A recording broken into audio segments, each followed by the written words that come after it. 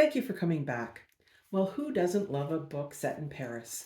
The Paper Girl of Paris by Jordyn Taylor is written for teens with two alternating storylines and one sideline that's also quite informative. We first meet Alice, an American teen, and her emotionally repressed and struggling parents. They're traveling to Paris to see the apartment that Alice's grandmother left Alice in her will. No one knew about the apartment, and it's a shock to see it full of everything, just as the family left it in a hurry in the midst of World War II. Seeing the apartment has plunged Alice's mother deeper into depression, and that no one in the family wants to acknowledge or talk about. In the apartment, Alice finds photos of her grandmother as a teen and photos of the sister her grandmother has never mentioned. Alice is excited to find her aunt's war years diaries hidden in the bedroom, but she also finds some very disturbing photos showing her aunt partying with Nazi soldiers. So the first storyline draws from Alice's Aunt Adeline wartime diary. We meet her as a pretty and very well dressed 16-year-old, but she's a girl with hidden depths of character. Adeline's chapters alternate with those of the American teen, Alice, who's trying to understand how her grandmother, who never said anything about her life during the war, has a sister who was photographed partying with Nazi soldiers. It takes Alice the entire book to translate the diary because it was written in French and understand its hidden meanings because Aunt Adeline did not want the diary to implicate her family.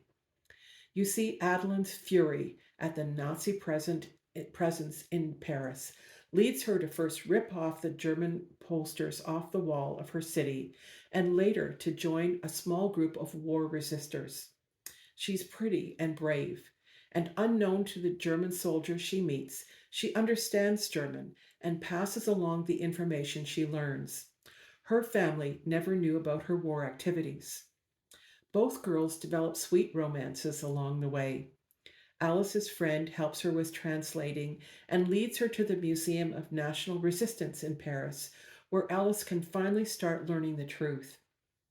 Adeline, who is 19 towards the end of the war, falls in love with another resistor who survives the war.